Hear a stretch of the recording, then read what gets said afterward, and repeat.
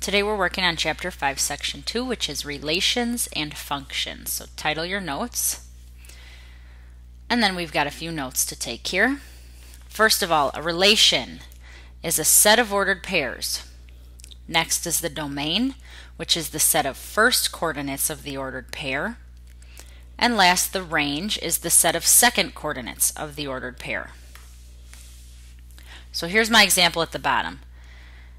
The relation would be the entire thing, the set of ordered pairs, all these. 4, 2 is an ordered pair, 0, -1 is an ordered pair, so this is a relation, all of the ordered pairs.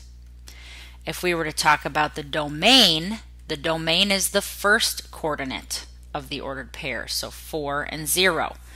We are used to calling the domain the x value, so you might want to put an x by domain because that's what we call it. Then the range is the set of second coordinates, so that would be 2 and -1, and what we call that usually is the y value. Okay, another definition to write down is a function.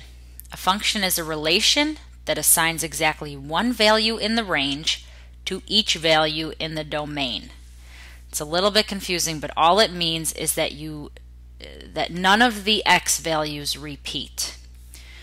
So take a look at the first relation here. We're looking at all the x values. We have a 4, a 1, a 0, a -2. Since none of the x values repeat, that means that it is a function. It doesn't matter about the y values. I know that in the y values we have the 2 repeating. Doesn't matter. All we're looking at are the x values. So then if we look at the second example, for our x values we have 0, 1, -1, 0, 2. Since the 0 repeats, that means that this relation is not a function because you cannot have any x values repeating. All right, the next thing you need to write down is y equals 3x plus 4. We are dealing now with equations with two variables. X is our input, and that makes sense if you think about in the past. I'm sure you've made an XY chart. Okay, your x is always the value that you're inputting in the equation, and then you plug it in. So let's say that your x value was 2. You would plug in 2 in place of x, and your output would be 3 times 2 is 6, plus 4 would be 10. So the y value is the output. Let me just make sure that you're understanding domain and range, and we're going to put that here as well. So not only is the x the input, it's also what we call the domain, connecting it to the notes we took earlier, and y is the output, which is the range.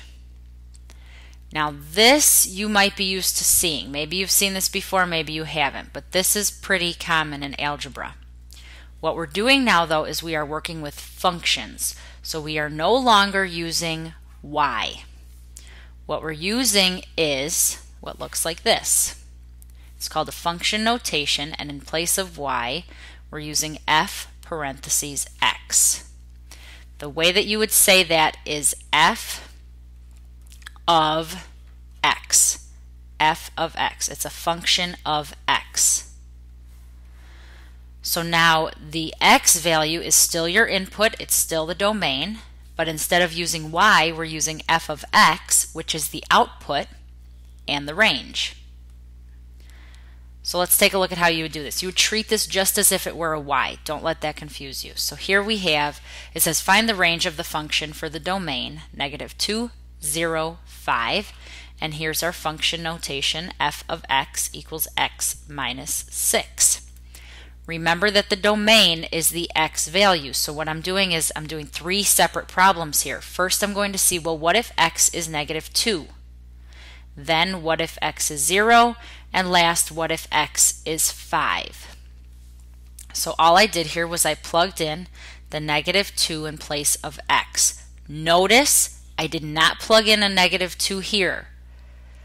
This is just the title of the function. It's f of x. It's a function of x. do not plug in the x value in that spot. You're only plugging it in for your input. So now if we solve this, we would know that f of x is equal to negative 2 minus 6 would be negative 8. So when the domain was negative 2, the range was negative 8. Let's try 0. Again, all I did was I changed the x to 0. So this is f of x is equal to 0 minus 6 would be negative 6. So when the domain is 0, the range is negative 6. And last,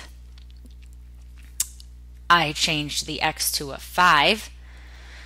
So we would have f of x equals 5 minus 6 is negative 1. So when the domain is 5, the range is negative 1. So now what I did is I listed my range out here. So if the domain is negative 2, 0, 5, my range is negative 8, negative 6, negative 1. And notice we put it in these little squiggly lines. If you can't see those, I'll draw them a little bigger. You want to have that around your domain and around your range. Now, we'll be taking this a step further in the next few days where we will actually have to graph this. So remember that the domain is your x value. We found the range, which is our y value. Sorry, I put an x, I said y. That's our y value. And now we're calling y, instead of y, we're calling it f of x, okay? So if I were to make a table of values, here's my table of values. I have my x as my input, f of x is my output. So when my input, my domain was negative 2, the output was negative 8. When the domain was 0, the range or the output was negative 6. And last, when the input was 5, the output was negative 1. And so I'm sure you can all graph this now. Negative 2, negative 8 is your first ordered pair, 0, negative 6 is your second ordered pair, 5, negative 1 is your third ordered pair. And we'll talk about what happens when you actually graph that in the next few days. But for now, that's it. So bye-bye, guys.